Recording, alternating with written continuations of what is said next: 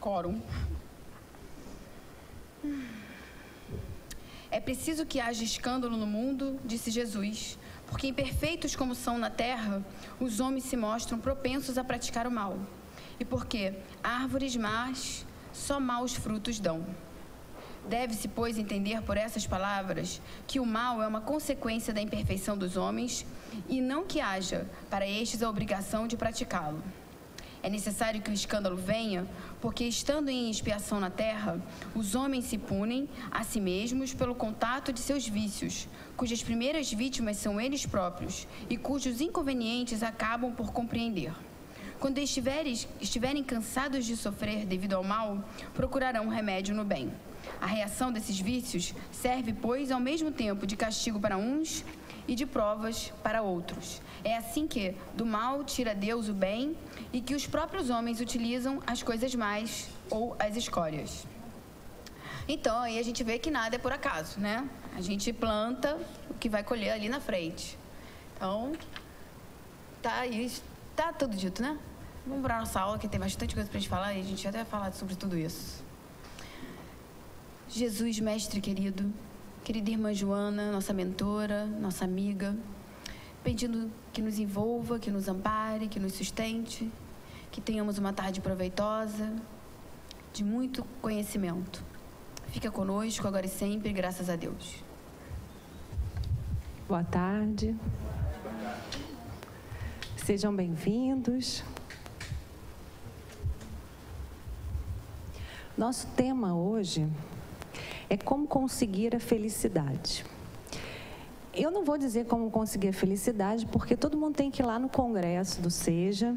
Lá vai ser dito o segredo da felicidade. Então, aqui hoje a gente vai só dar uma introdução para todo mundo ficar bem curioso e comparecer. O congresso vai ser no dia 6 de agosto, no quilômetro de Vantagem Hall, no Shopping Via Parque, de 13 às 19. Ninguém pode deixar de ir. Temos que comparecer, essa oportunidade única, anual que nós temos desse encontro, onde recebemos inúmeras bênçãos, podemos aprimorar os nossos conhecimentos, matar a saudade das pessoas que a gente não vê há algum tempo, que a gente acaba encontrando lá nesse congresso. Então, só tem coisa boa, né? Então, vamos lá no dia 6 de agosto.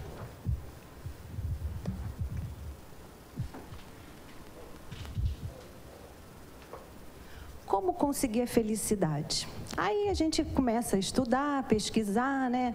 E eu fui lá na internet e achei tão bonitinho esse travesseiro que eu trouxe para a gente poder ler o que a internet diz para a gente da felicidade. Então, eles pegam as letras e falam o seguinte: a receita da felicidade, com F, faça amigos. Escute sempre seu coração. Lembre-se que você nunca está só. Imite as boas ações, cultive boas amizades, irradie sua alegria, deseje o bem, ame intensamente, deixe-se amar e redescubra sua vida a cada dia. Legal, né? Acho que a internet está por dentro aí do que a gente precisa. E aí eu fiquei pensando nisso. O que eu poderia escrever com cada letra dessa palavra felicidade? E aí eu trouxe o seguinte, olha, fé. O que traria felicidade, né? Com essas palavras. Através da fé, da educação, da lucidez, da inspiração, da caridade, da indulgência, da docilidade, do amor, da dedicação e a elevação. Alguma dessas palavras que estão escritas aqui, a gente compra? Não, né? Então, a felicidade, ela é uma coisa que a gente consegue comprar? Não. E é isso que a gente faz quando a gente pensa em felicidade? A gente imagina essas coisas aqui. Quando a gente para pensar e a gente está estudando um capítulo, a gente para pensar e aí a gente tem uns momentos assim de lucidez, né? E a gente pensa nisso. Mas no nosso dia a dia, na nossa vida, o que a gente pensa, o que a gente coloca como felicidade? O que vocês acham? Como que a gente consegue a felicidade? A gente não pensa em posses econômicas? A gente não, né? As pessoas que a gente nem conhece não pensam em posses econômicas, em ter dinheiro para poder comprar coisas, em poder social, em ter status, em poder político, ter aquele poder de tomar decisões, religioso, artístico, ter fama, né? Científico e cultural. A gente não pensa nisso. Mas quando a gente deposita a nossa felicidade nessas coisas aqui, que não são aquelas que a gente acabou de ver, o que acontece? Joana está trazendo isso para a gente, tá? Esse esclarecimento é dela. O que acontece? A gente se frustra em decorrência das oscilações nos relacionamentos humanos e nas circunstâncias existenciais. Por que ela fala isso? Porque a vida, ela não é uma constante, né? A gente tem oscilações o tempo inteiro, de todas as naturezas. Então, é muito complicado você depositar a sua expectativa de felicidade em alguma dessas conquistas, porque são conquistas que a qualquer momento a gente pode perder. Qualquer momento, de uma hora para outra, sem aviso prévio, sem nada. As circunstâncias da nossa vida e de acordo com aquilo que a gente precisa aprender, elas podem fazer com que nós percamos essa situação em qualquer momento para o nosso bem, para o nosso, inclusive, aprendizado, certo? Então, não é nada disso.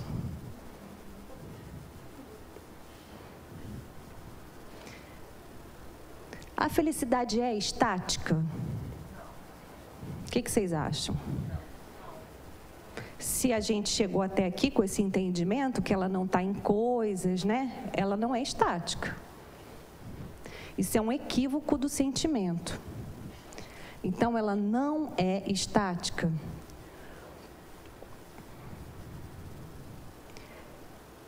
Porque nós estamos num processo de evolução inestancável. Estamos sempre nesse processo. Variações no amadurecimento psicológico são contínuas. Em face das experiências armazenadas no trânsito existencial. Então, se nós estamos passando por um processo de evolução, onde as experiências são fundamentais, porque são através das nossas experiências, daquilo que a gente vivencia, que a gente tem as oportunidades do conhecimento, da prova e do aprendizado. Se nós vivenciamos isso, a nossa felicidade, ela se dá em alguns momentos, em outros não. Ninguém é totalmente feliz o tempo todo. Nós temos momentos de felicidade. Agora, como tudo que o Espiritismo esclarece para a gente, como tudo está nas nossas mãos, como nós somos os responsáveis, cabe a nós fazer com que esses momentos se estendam, sejam mais demorados na nossa vida, e com, talvez, uma potência maior. E para isso, eu não vou dizer o segredo é lá no Congresso. Vou falar isso até o final da palestra. Mas a gente vai dar umas dicas.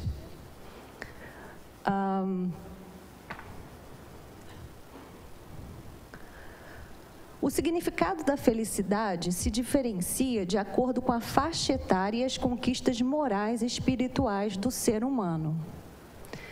Claro, para um bebê, qual é a felicidade? É a hora que ele está mamando, né? A hora que ele está no colo da mãe, olhando para o olhinho da mãe, a mãe está fazendo carinho nele, né? Para um adolescente, qual é o momento, né, que ele está começando, está fazendo está fazendo prova, está fazendo vestibular. Qual é a felicidade dele? Se ele passar por uma universidade, né? Então, cada etapa da nossa vida,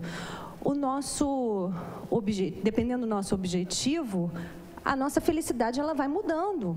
E a partir do momento também que nós conquistamos aquilo que nós desejamos, nós partimos para uma nova conquista. Então, uma nova, entre aspas, felicidade é buscada, né?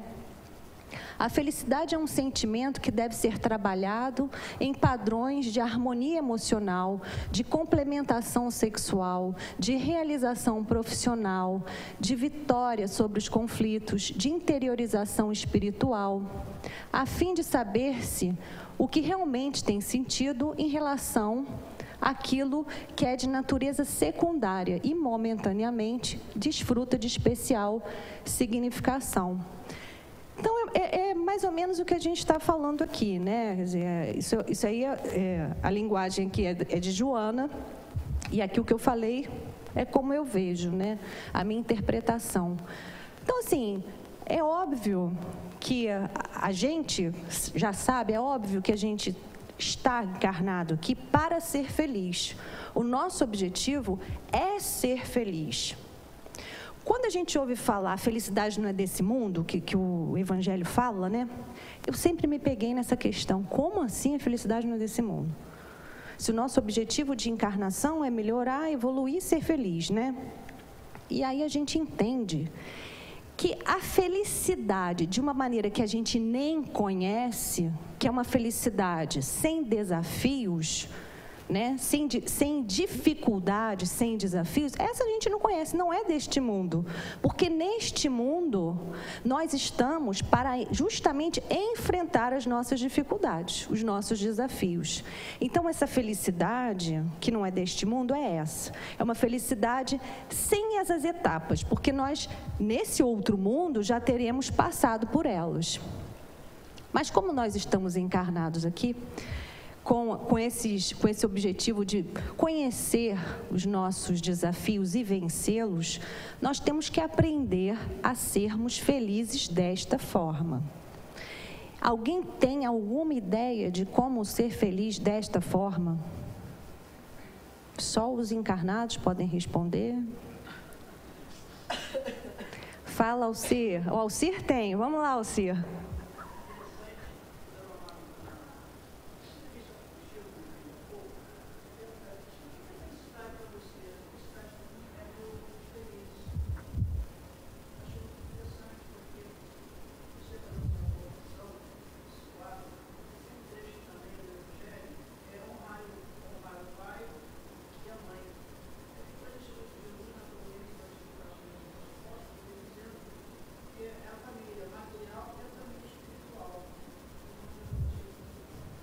Isso é mais uma variável. De acordo com a nossa evolução moral, a nossa ideia de felicidade muda, né? A partir do momento que a gente começa a fazer a nossa reforma íntima, a nossa referência de felicidade, ela passa a ser outra. E vai mais por esse caminho, o caminho da solidariedade, o caminho do amor ao próximo, de fazer o bem, né? Eu acho que tem gente que já nasce assim, que já vem com isso, porque já está em outra etapa evolutiva. Mas eu acho que nós que estamos aqui reunidos, estamos num processo, aprendendo que é através desse movimento, de ser solidário, de fazer o bem, de ser mais dócil, é que a gente vai conseguir ser feliz. Ih, contei o segredo. Puxa vida, não era para contar. Aqui já foi, né? Vamos botar o vídeo agora? Eu acho que é legal botar um videozinho.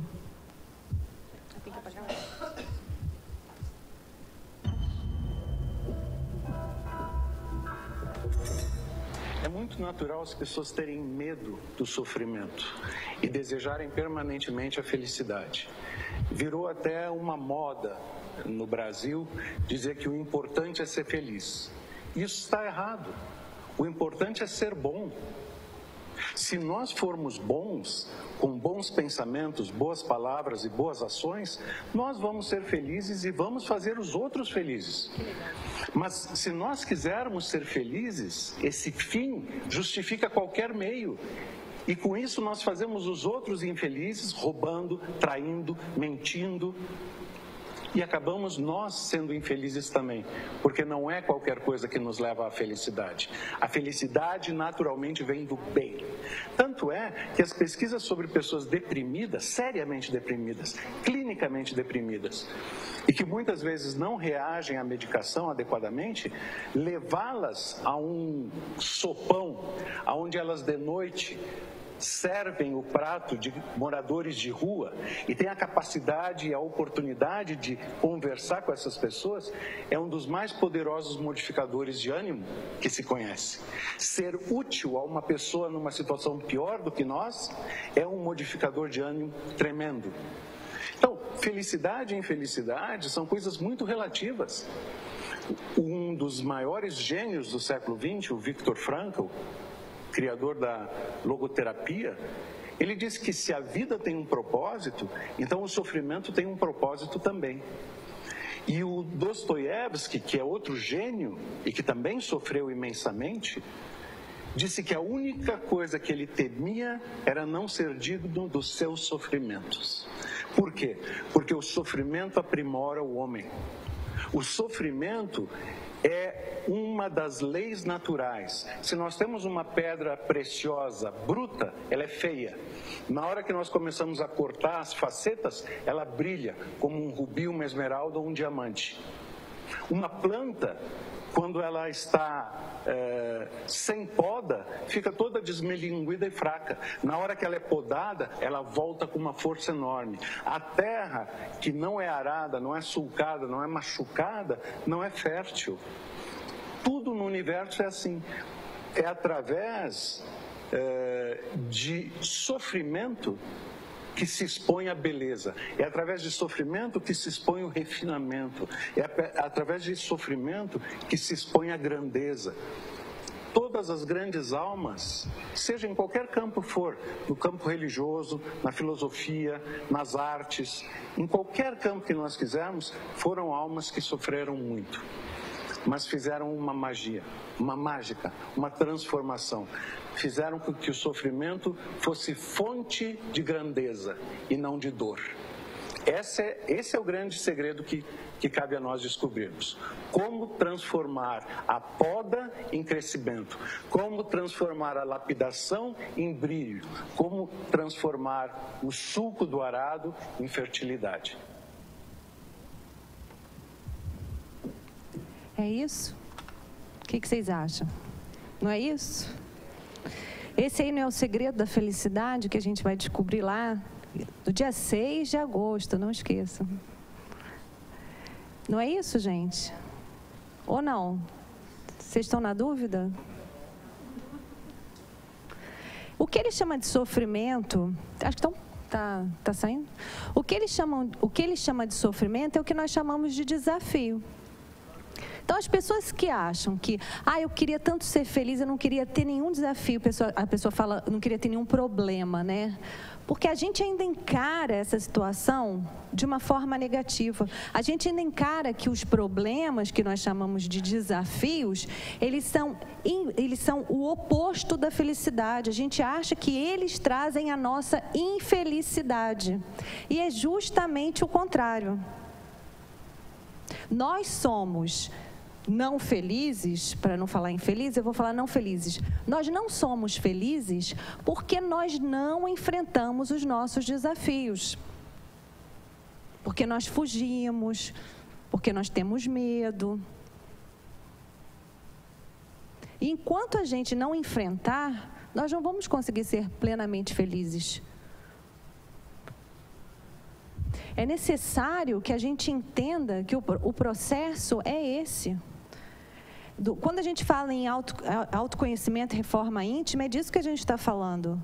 Quer dizer, a gente já falou isso aqui várias vezes. O primeiro passo é a gente descobrir quais são os nossos desafios. São aquelas perguntas que a gente nunca quer fazer para a gente. Para que eu encarnei? O que eu estou fazendo aqui? Para onde eu vou? E o que eu tenho que fazer entre uma coisa e outra? A gente acorda, passa o dia, vive, passa pelas situações, vai dormir, e no dia seguinte a mesma coisa, e a gente não para fazer esse tipo de questionamento. Para quê? Por quê? Como? E se a gente chega num ponto que a gente quer realmente melhorar, a gente quer ser feliz, a gente precisa fazer esse caminho.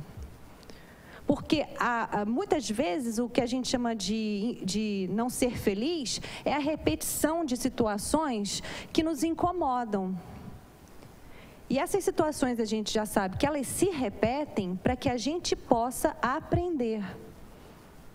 Então, no momento que a gente trouxer para a nossa consciência qual é o desafio que nós temos, no momento que a gente tomar a decisão, porque isso é uma decisão de enfrentar esses desafios, no momento que a gente tiver perseverança e coragem e modificar isso, aprender, a gente passa a não vivenciá-los mais, e aí a gente já não vai ter mais o sofrimento. A gente vai conseguir ser feliz. Mesmo que a gente não se livre dessa situação, por exemplo, no caso de uma doença. Mesmo que a gente não tenha cura, que a gente tenha que conviver com esta doença, com essa enfermidade para o resto da vida, se a gente entende o porquê dessa doença, o para quê, a gente modifica a nossa relação com essa doença e a gente consegue ser feliz mesmo doente, mesmo tendo a pior das doenças. Então, não existe mágica nem milagre quando a gente fala de felicidade. O que existe é esclarecimento, é mudança de atitude, é força de vontade, é coragem. Isso tudo a gente tem dentro da gente. Todas essas coisas que são necessárias a gente tem. A gente só precisa despertar elas. As potencialidades nós temos todas.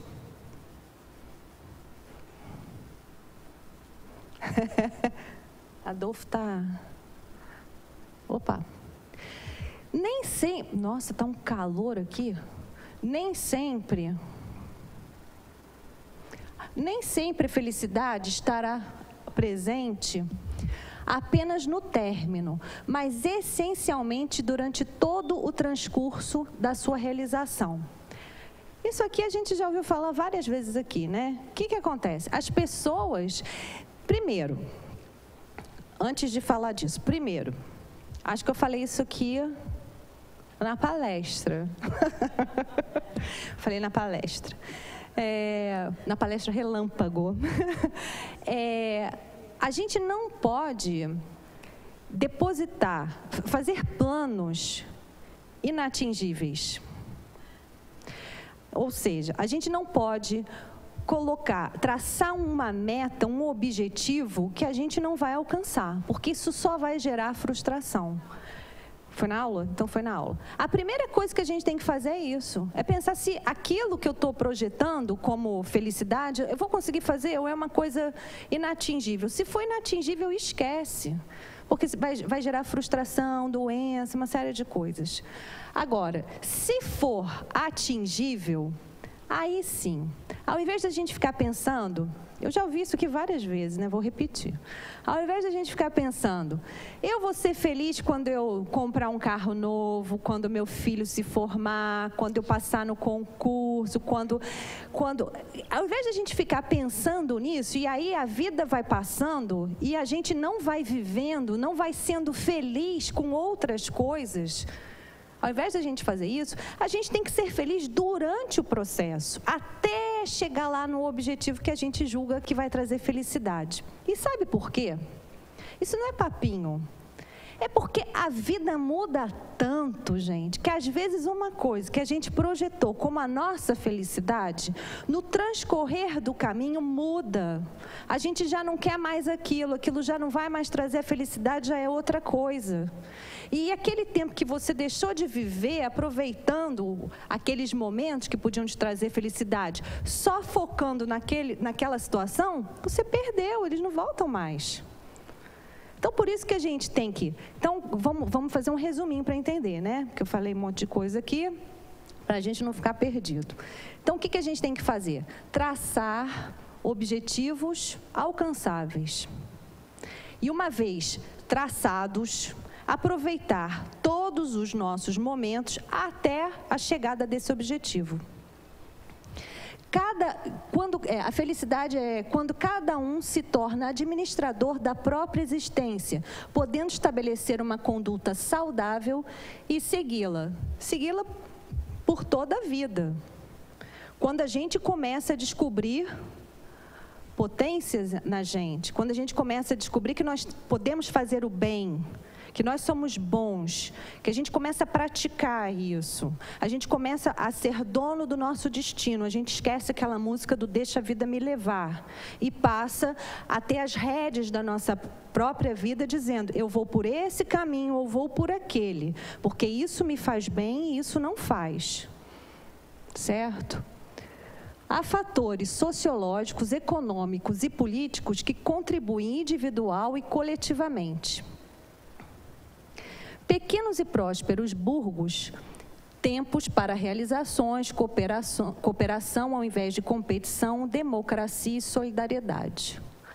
Bom, Joana fala aqui no livro para a gente o seguinte, que quanto menor for, mais as pessoas vão se interessar umas pelas vidas das outras, mas no sentido não de fofoca, né?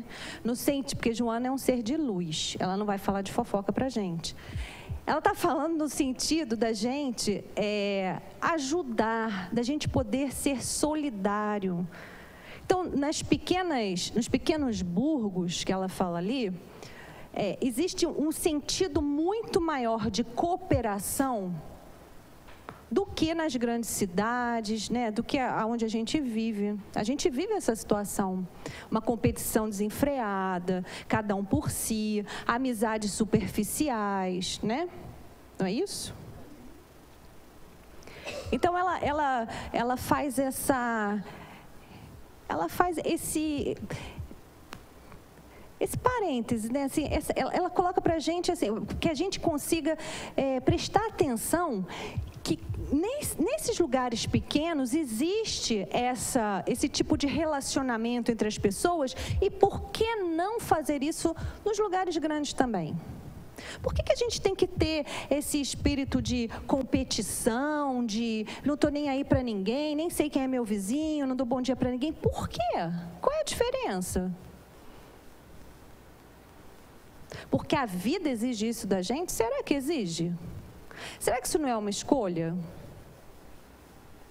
Não é uma escolha eu chegar mais cedo num lugar que eu vou e cumprimentar todo mundo? Ao invés de chegar em cima da hora e não falar com ninguém? Não é uma escolha? Então isso não é um, entre aspas, estilo de vida? Não é uma escolha minha eu me disponibilizar para ajudar quem precisa? Se eu sei que tem alguém que está com alguém enfermo na família, eu não posso pegar um telefone e perguntar como é que a pessoa está passando? Se eu posso fazer alguma coisa? Se quer que ponha o nome aqui na caixinha do SEJA, por exemplo, de irradiação? Isso é uma escolha de vida. Porque nós somos seres pensantes. A gente não tem que ir junto da massa. Nós podemos fazer escolhas. Nós não somos no meio da boiada, né? Que vai todo mundo para um lado, a gente vai também. Não.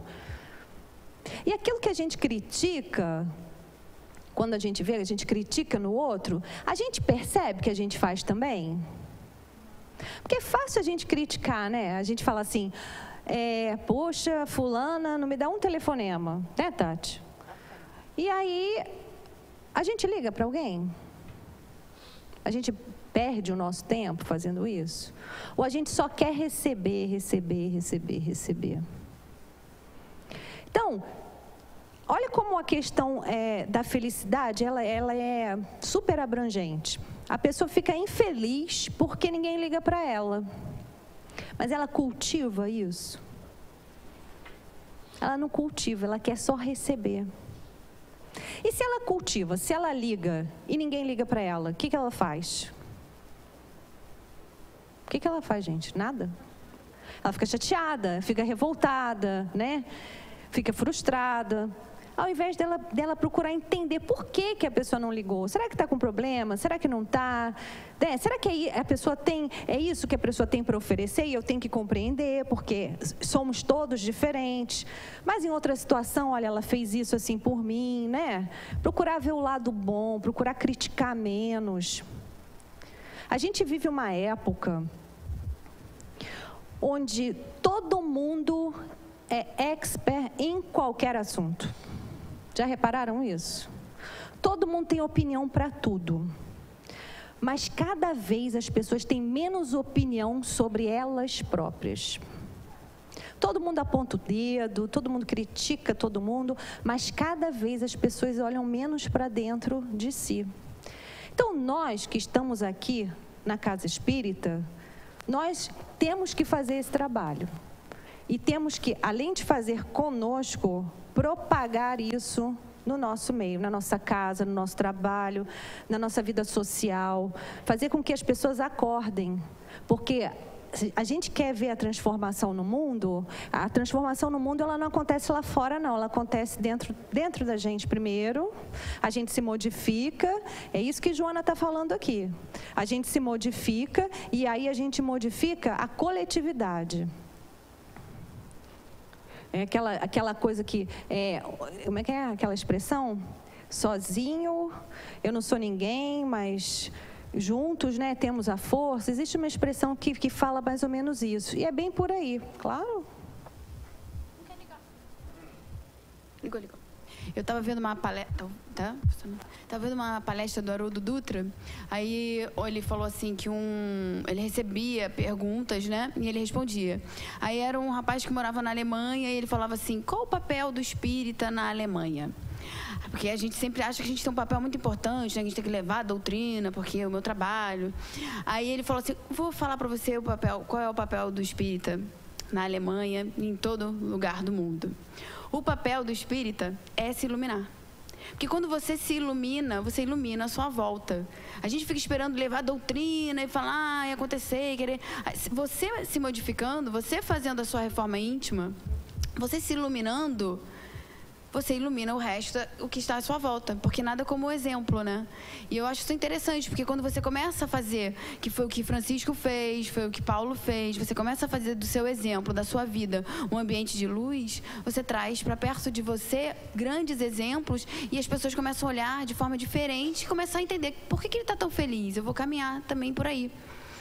Então, o que a gente tem que fazer aqui, o nosso grande trabalho, que é o que a Dani está falando o tempo todo, é se iluminar. E uma forma muito linda de se iluminar é a caridade, porque quanto mais você ajuda, mais você trabalha esses sentimentos, e esses sentimentos vão mudando dentro de você. Coisas escuras, coisas pesadas, coisas que te deixam muitas vezes tristes. E aí você está em um ambiente que traz luz, você vai se iluminando. E aí Jesus falou, vós sois luzes, deixai brilhar a sua luz. Então é isso que a gente vai fazer aqui. A solidariedade amplia a capacidade de conviver com as diferentes condutas sem prejuízo para a harmonia do grupo, compreendendo que cada indivíduo traz conflitos graves, expressos ou disfarçados, à semelhança daqueles que são do seu self. Essa sombra se dilui, cedendo à claridade da alegria de viver e da esperança de ser feliz. É o que a gente acabou de falar. No momento que a gente passa a ser solidário, ao invés de a gente criticar tanto o outro, a gente passa a... É difícil, gente, mas é difícil. Não é fácil, não. Né? Que a gente sabe que tem cada pessoinha difícil, umas criancinhas aí, né, que vieram, nossa... Né? A Tati sabe melhor do que eu, porque convive mais com criança, mas... Eu também tenho oportunidade, assim, de vez em quando, de pegar umas que eu vou te dizer. Então, assim, se a gente parar de criticar e como solução se afastar, se a gente entender que cada um de nós todos temos os nossos, né, lados assim não muito bons, né, que trazem a dificuldade na convivência, todos nós temos, de uma maneira ou de outra. Se a gente passar a entender isso e olhar para o nosso próximo como parte integrante da nossa família, eu acho que a gente muda um pouquinho. É difícil, porque a gente não fica o tempo todo prestando atenção nisso. A gente não presta atenção o tempo todo nas nossas atitudes, nos nossos pensamentos. Mas é necessário, porque só assim, só exercitando, é que a gente vai conseguir mudar coisas tão enraizadas na gente. Ter a vontade já é o primeiro passo, mas exercitar é fundamental. Porque se a gente ficar só na vontade, a gente não muda nada. Fala.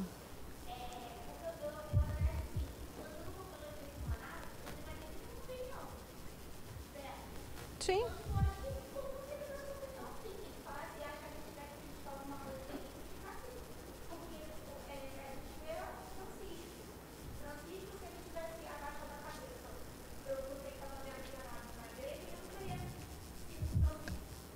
Sim. Sim.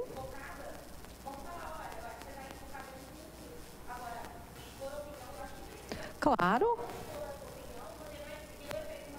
Claro, no caso aqui, eu não sei se eu me fiz entender ou não, mas eu entendi o que você falou. Assim, no caso, o que eu estou dizendo de seguir a manada é o seguinte: se nós observamos coisas que nós sabemos já sabemos, já temos isso dentro da gente, nós já sabemos que aquilo não é legal. A gente deu vários exemplos disso, né? Nós já sabemos que aquilo não é legal, mas o meio aonde nós estamos, aquele meio te influencia para que você faça aquilo e você é levado, é isso que eu estou falando. Por exemplo, nós já demos esse exemplo numa aula que nós demos aqui. Nossa, ficou bonito. A gente estava falando sobre bebida. E a gente comentou exatamente isso.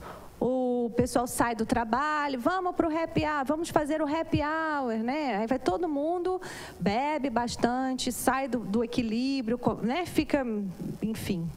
E aquela pessoa que não concorda com aquilo, porque aqui não estou julgando se está certo ou errado, cada um sabe da sua vida, mas aquela pessoa que não concorda, mas que trabalha ali naquele ambiente, né? Muitas vezes ela se sente pressionada a ir para ser aceita naquele grupo. Isso é o que a gente fala do seguir a massa.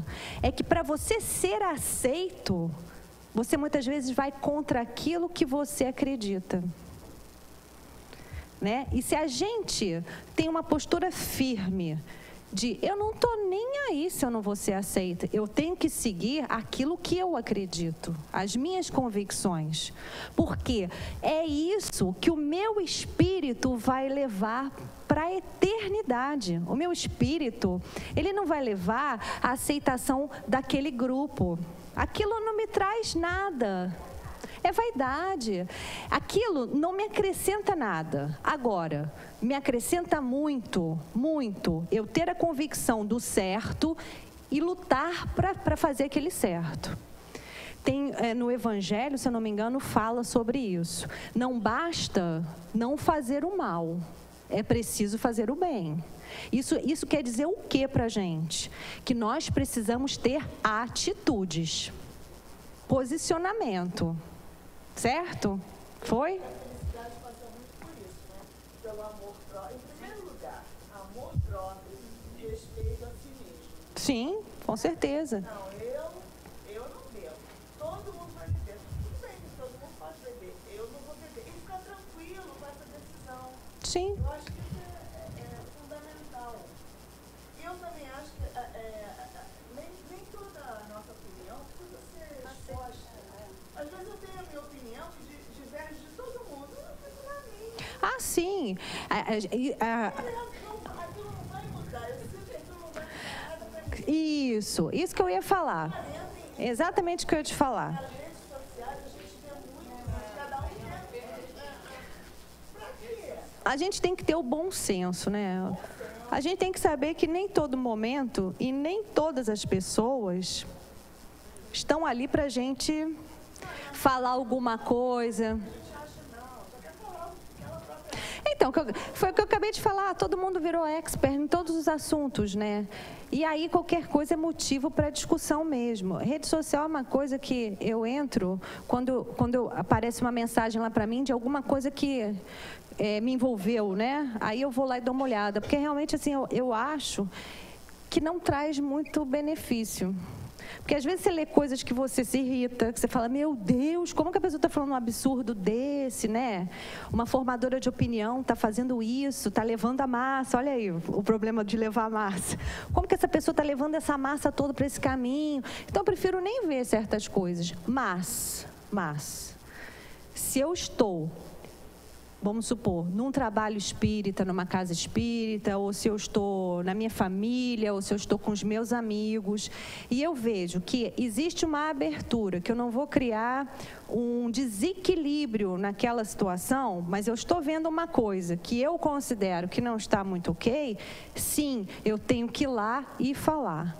Eu tenho que ir lá e dizer, olha, eu acho que isso aqui, não sei, vamos pensar, vamos ver uma outra solução, ou então observei isso. Sim, porque a gente precisa lá, não basta não fazer o mal. Então, se eu ficar quietinha, se eu estou vendo e fiquei quietinha, eu não estou fazendo mal, mas eu também não estou fazendo bem. E o Evangelho chama a gente para quê? Para fazer o bem. Porque se nós não fizermos isso, a gente não vai mudar nada, gente. Se a gente ficar sentado só reclamando do outro, do planeta, do Estado, da polícia, de não sei o quê, o que a gente está mudando? Nada, a gente só está perdendo energia. A gente só está jogando conversa fora. A gente tem que ver o que é possível que cada um de nós faça e fazer. Sempre pensando no individual e no coletivo. Porque a gente já sabe, né? O que acontece lá longe influencia em mim aqui. Fala, Luci.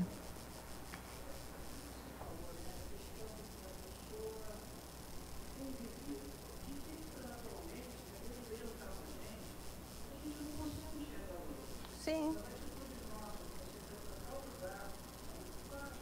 Por isso que a gente fala que a melhor pessoa é o nosso inimigo. Porque ele fala para a gente, fala na sua cara, sem dó, sem piedade, ele aponta seu erro. O inimigo, ele é ótimo nesse sentido, porque ele te esclarece. Às vezes, o seu amigo, a pessoa próxima, ela até tenta falar, mas ela vê que você não está aceitando, e aí ela, por amor, equivocadamente, ela deixa para lá. E aí isso não ajuda, não. Então, a gente ouve muito falar isso, né? Que o inimigo, ele acaba se tornando um amigo, né? Nesses momentos de esclarecimento. Porque ele não tem muita papa na língua, ele fala mesmo, né? Não, ele fala mesmo, o inimigo fala mesmo que você não queira ouvir, né? Ele fala. Ele fala, mas você não ouve também, né? Posso seguir?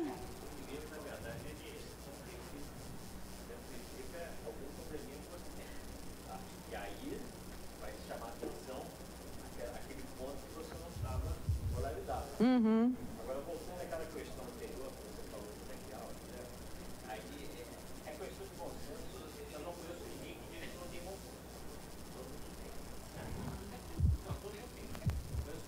E aí a questão do bom senso, do real, eu entendo o seguinte: tem um lado bom e um lado que possa ser trabalhado. Então, a pessoa ir no real tem um lado muito positivo de convivência, até dar algum tipo de exemplo, tá? Não explicitamente em relação à bebida, tá? Mas conviver, né? Verificar o que pode ser trabalhado, tá entendendo? E não deixar de ir no happy hour. Eu acho que aí seria uma situação até de covardia, de você não participar daquilo que faz a pessoa não... Deixa eu te falar, eu não falei... Não, eu falei que é uma escolha. A minha análise em relação ao happy hour, eu não tenho nada contra happy hour. Quem quiser no happy hour vai. Quem quiser beber, bebe. Eu não estou aqui para defender, levantar nenhuma bandeira dessas, porque não é o intuito aqui da aula, tá? Depois, se alguém quiser saber a minha opinião pessoal, me chama que eu dou, tá? Eu não me acovardo, não, eu dou mesmo. Mas o que eu quis dizer em relação ao happy hour é o seguinte: não é essa colocação que você fez, não, é outra. É a seguinte: se a pessoa não gosta daquela situação do happy hour, não gosta daquele ambiente, não se sente bem naquele ambiente, ela não quer ir, e aí ela vai para ser aceita pelo grupo. É diferente do que você falou. Você falou da pessoa que quer ir e tomar uma Coca-Cola, um refrigerante, né? É diferente, são situações diferentes. O que eu estou dizendo é da pessoa que faz coisas que ela não quer fazer para ser aceita, tá? Existe uma diferença grande aí. Em relação aí a happy hour, a beber, a comer carne, a não sei o quê, cada um faz as suas escolhas. Que a gente já sabe disso, né? O plantio é à vontade, a colheita é obrigatória. A gente já sabe disso. Então, todos nós, graças a Deus, isso é uma coisa assim, que tem eu pelo menos acho, um valor imenso, é que todos nós temos a liberdade de fazermos o que quisermos. Isso é o maior presente que Deus podia dar para a gente. Mesmo Ele sabendo que a gente vai tropeçar, vai errar, vai se machucar, e que depois a gente vai recorrer, Ele vai ter um trabalho danado de botar espíritos do nosso lado para ajudar, para levantar, enfim, mesmo sabendo isso tudo, Ele nos permite o livre-arbítrio, as nossas próprias escolhas. Fala.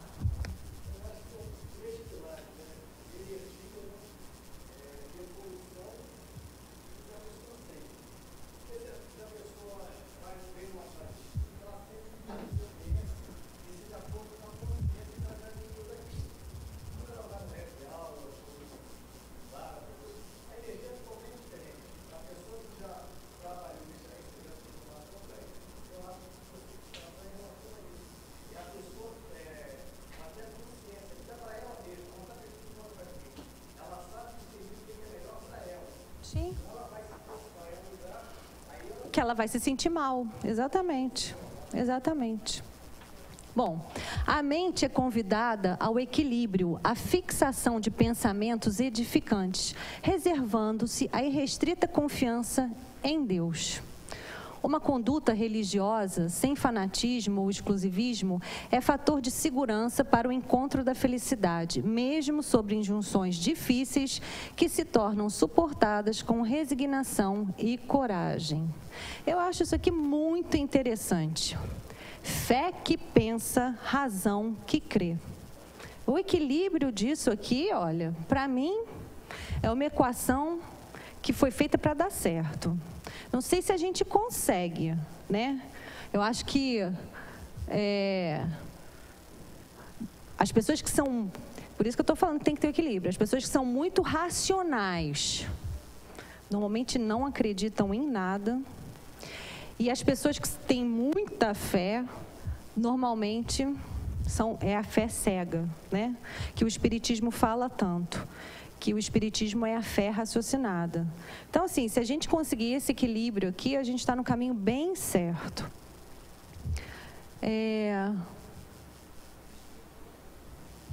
Acho que é isso, né? O espírito elabora o seu destino, sendo o semeador e o colhedor de tudo quanto realize. É o que a gente acabou de falar. O plantio é livre, você planta o que você quiser, você faz o que você quiser, você tem o direito de fazer o que você quiser, o livre-arbítrio, mas a colheita ela é obrigatória, você vai colher. Isso é de uma justiça absurda, né? Acho que... infalível e de uma justiça absurda, e que nós que acreditamos em reencarnação vemos de uma outra perspectiva também, porque aquele que não acredita na reencarnação fica difícil ele aceitar esse tipo de coisa, porque ele pensa assim: como assim? Esse cara não está pagando nada. Ele está aí, eu só vejo ele prosperar, ter tudo que quer, não sei o que, né? O discurso não é esse? Normalmente quem não acredita fala, que Deus é esse que você fala aí, que o cara fez, aprontou, não sei o que, e está aí, ó, solto, com tornozeleira, quer dizer, não vou falar sobre isso. Mas, enfim, a gente que acredita em reencarnação sabe que pode ser que não colha aqui, nesta vida. Pode ser que não colha a própria pessoa, mas vai colher um ente querido, uma situação que ele queria muito não acontece, em outras vidas. Pode ser passar, nossa, um tempão na erraticidade sendo perseguido. São situações horrorosas, que nós que acreditamos sabemos que existem, mas o incrédulo fala, eu não acredito nessa sua lei aí de retorno, de o que planta vai colher, nada disso. E aí?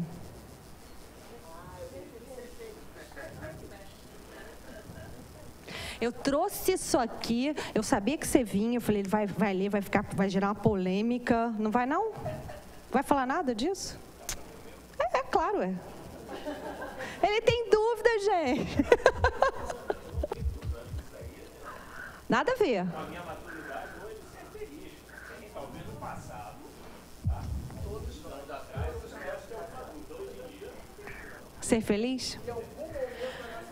Tá bom, eu acho. Eu penso diferente. Eu não quero ter razão. Eu acho que não são excludentes. Eu acho que a gente pode ter razão e ser feliz. E ser feliz e ter razão. Quer dizer, a mesma coisa, né? Só que é o inverso. A gente pode. Eu acho que não são excludentes. Mas eu trouxe isso aqui para ir. Bonitinho? Ficou bonitinho? Vocês gostaram? Eu gostei. Eu trouxe isso aqui para contar uma historinha que eu acho que diz bem, tem tudo a ver com a nossa aula. Que quando se refere a essa questão, o que você prefere, ter razão ou ser feliz, as pessoas contam essa historinha. Tinha um casal no carro. Alguém conhece? Não? Meu Deus, que gente desinformada, negócio tão importante. Tinha um casal no carro. E aí, eles estavam indo para um casamento. Então, tem hora, né? E aí o homem virou para...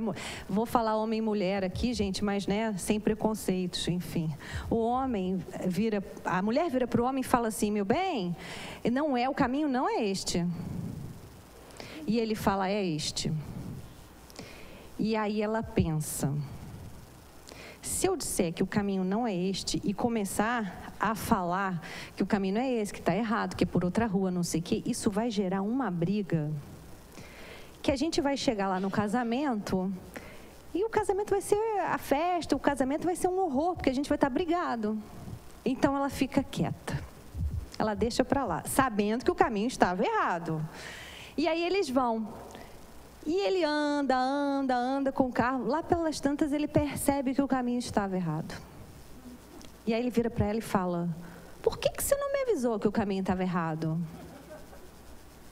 Então, essa história é para ilustrar isso aqui. O que você prefere, ser feliz ou ter razão? Eu trouxe para a gente pensar em quantas vezes a gente prefere ter razão. A gente compra brigas que depois a gente fala, para que eu fiz isso? Totalmente... Aí a gente pensa assim, para que eu fiz isso? Por que eu perdi tanto tempo naquilo? Por que eu amarguei o meu dia com essa história? Que não mudou nada. O que aconteceu nessa historinha? Eles chegaram 10 minutos atrasados no casamento, mas curtiram a beça, o casamento, a festa, tudo. Se ela tivesse falado, talvez eles tivessem chegado no horário, mais brigados, mal-humorados, com aquela cara horrorosa, sem aproveitar nada. Talvez nem tivessem ido ao casamento. Boa, é verdade, vamos embora para casa. Chega, né? Não quero mais ir. Eu não faço isso, eu não faço. Chega, não quero mais, não falo essa frase. Mas ela não ajudou porque ele falou isso. Claro que ela ajudou. Ué. Eu sabia que você ia trazer a polêmica, eu trouxe para você. Eu falei, ele tem que participar da aula, senão não... Você acha que ela não ajudou ele a evoluir porque ela não arrumou uma briga? Não. Simplesmente ela fala o seguinte, meu amor, pra mim está errado. Na minha opinião, se você Ela já tentou falar meu amor com ele. É porque você não conhece ela, nem a história. É porque eu falei, é porque eu falei. Eu falei homem e mulher, ele como homem pegou para ele. Vestiu a carapuça. Você quer que eu inverta a história? Foi a mulher, então. A mulher que estava dirigindo.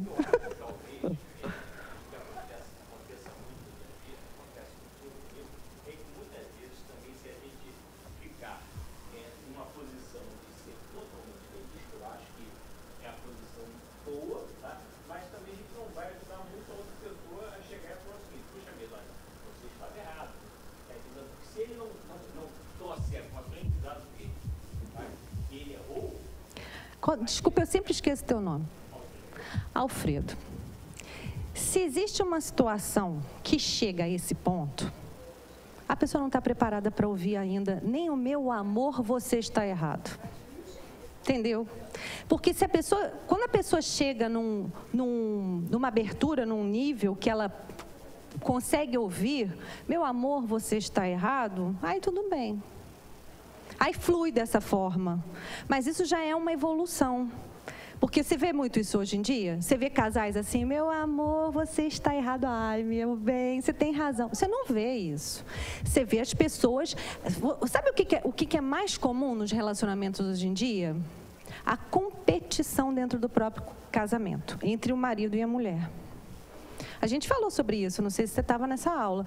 A gente falou, qual filho que gosta mais de mim? Não é? Lembra disso? Existe uma competição. Quem vai determinar onde a família vai, aonde a gente vai passar as férias? Existe uma competição.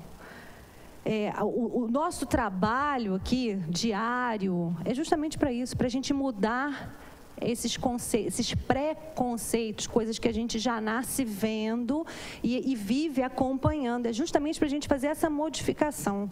A gente passar a ver, como eu falei, eu acho que é uma das coisas mais bonitas que eu já ouvi,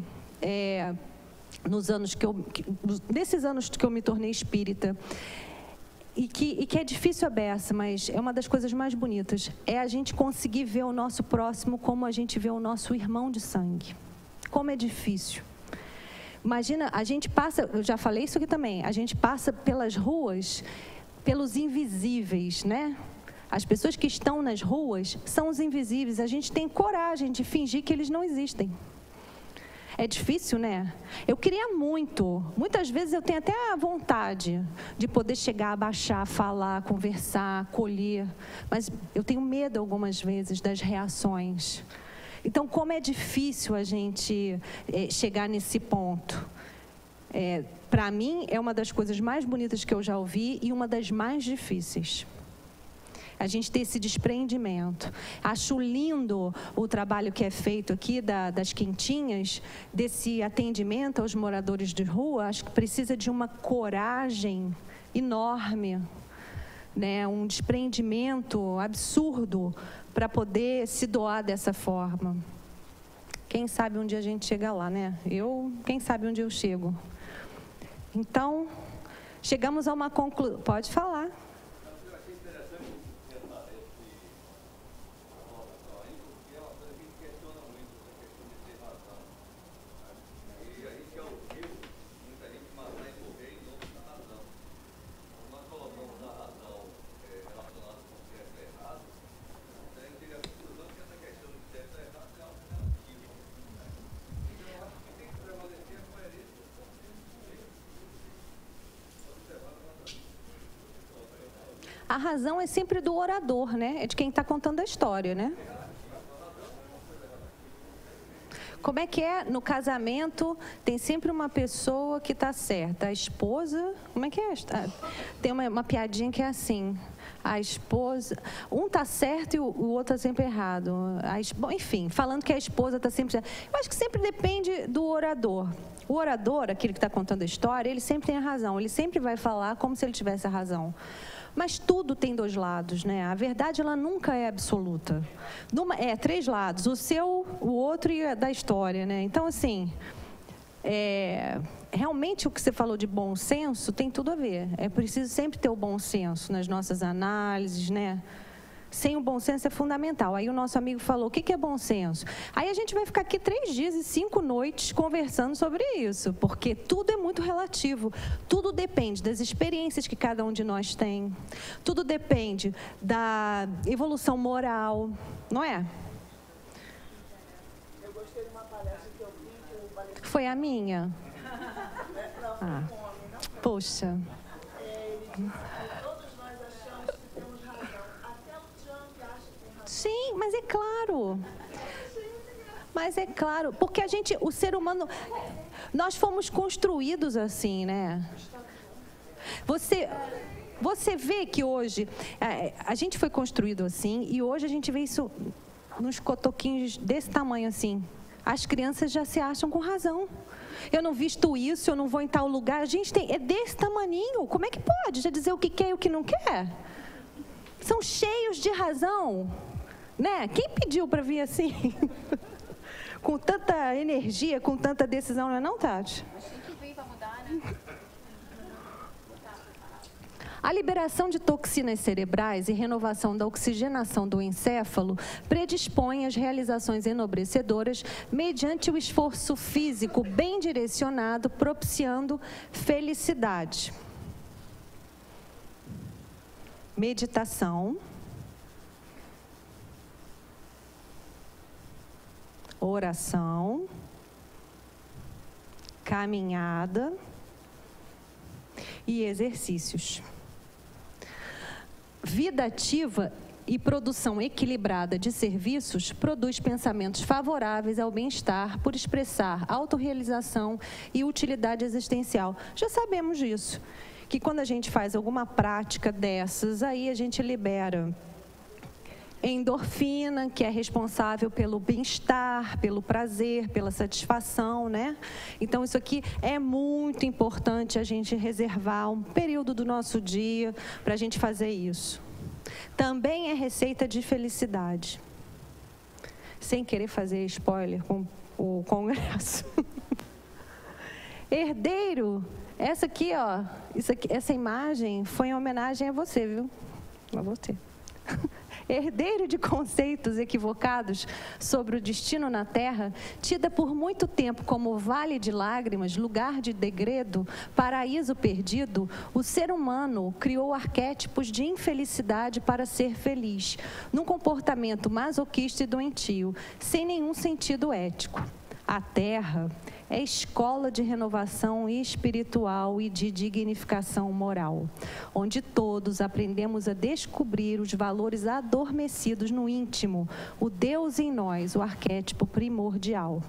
É aquela história de ficar falando: eu nasci assim, eu morri, vou crescer assim, vou morrer assim, estou nesse planeta é assim, essa cidade é horrível, vou ficar assim, né?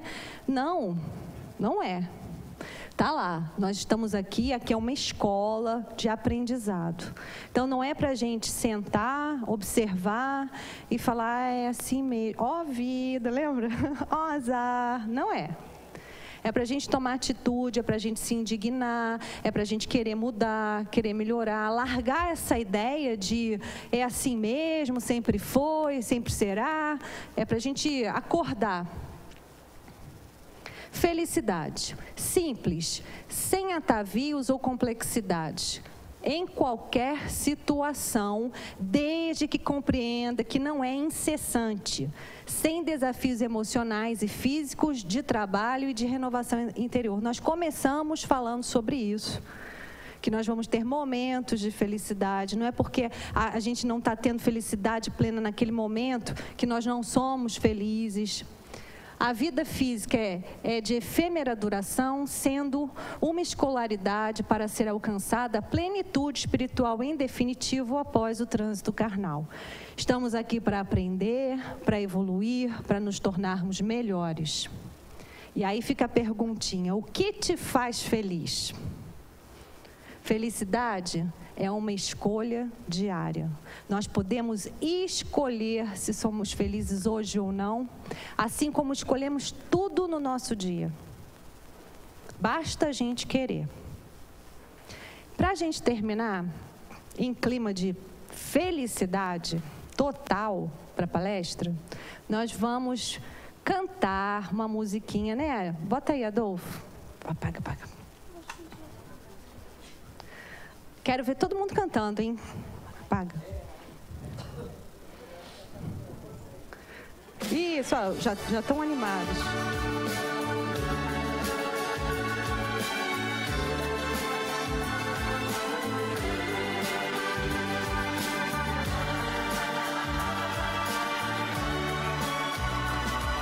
Quem está no tratamento espiritual já conhece.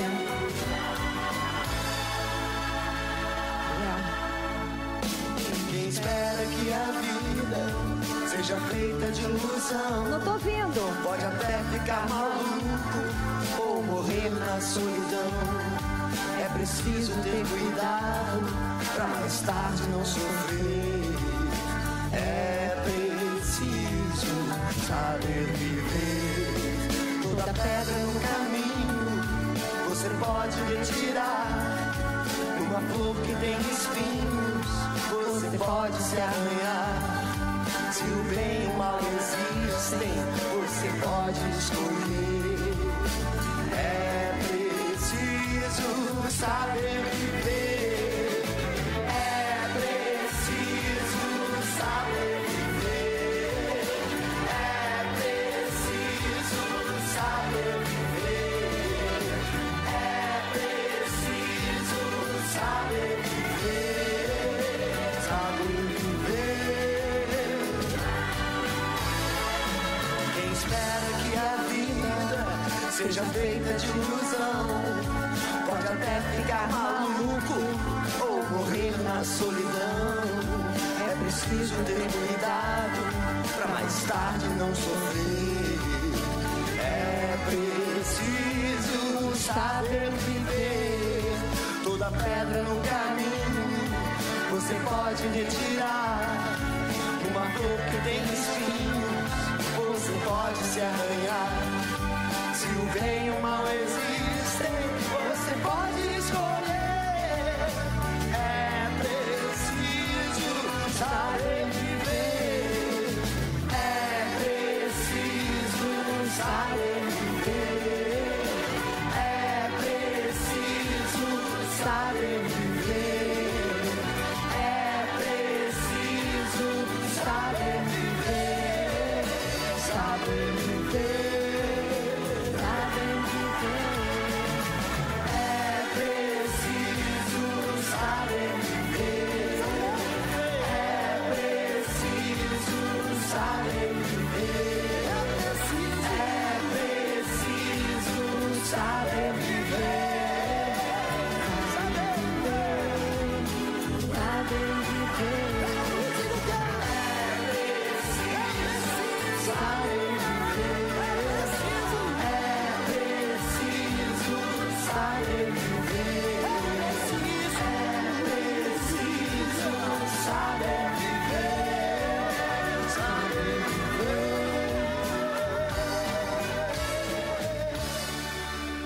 Que a gente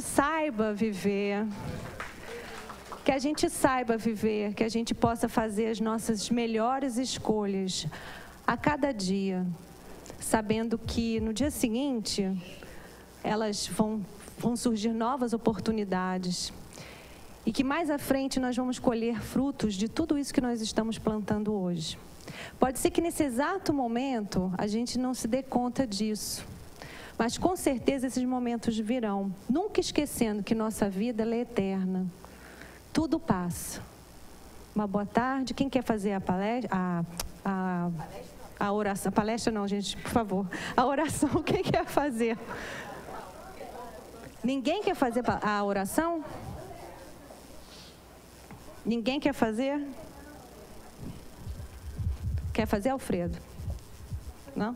Pode? Aqui, ó, faz.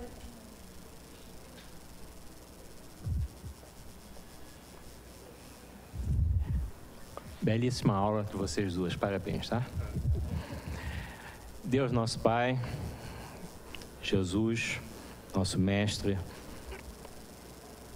com seus prepostos, Joana de Ângeles, obrigado pelos ensinamentos obtidos ao longo do dia de hoje, especialmente nessa palestra, nessa aula, e que a gente consiga, dentro de cada minuto, perseguir a felicidade e alcançá-la nas coisas mínimas do dia a dia.